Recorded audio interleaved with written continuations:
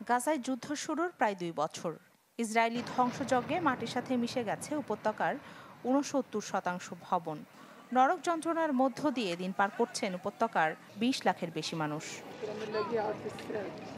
সম্প্রতি ফ্রান্স, যুক্তরাজ্য সহ পশ্চিমা বিশ্বের কয়েকটি শক্তিশালী দেশ ফিলিস্তিনকে স্বাধীন রাষ্ট্রের স্বীকৃতি দেওয়ার পরও গাজায় থামেনি ইসরায়েলি আগ্রাসন।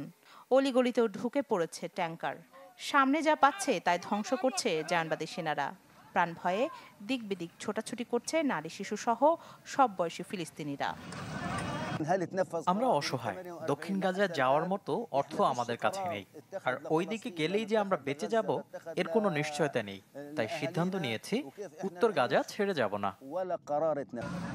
ফিলিস্তিনকে স্বাধীন রাষ্ট্র হিসেবে স্বীকৃতি দিলেই যে ইসরায়েলি তাণ্ডব আটকানো যাবে না, গাজায় নির্মম ও নিষ্ঠুর আগ্রাসনের মাধ্যমে, তা যেন পুরো বিশ্বকে চোখে আঙুল দিয়ে বুঝিয়ে দিচ্ছে তেল আবিব।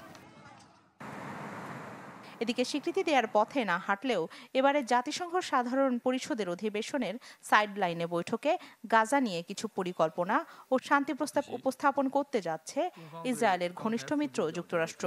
এ বিষয়ে সৌদি আরব, কাতার, সংযুক্ত আরব আমিরাত, মিশর, জর্ডান, তুরস্ক, ইন্দোনেশিয়া ও পাকিস্তানের নেতাদের সাথে আলোচনায় বসবেন মার্কিন প্রেসিডেন্ট।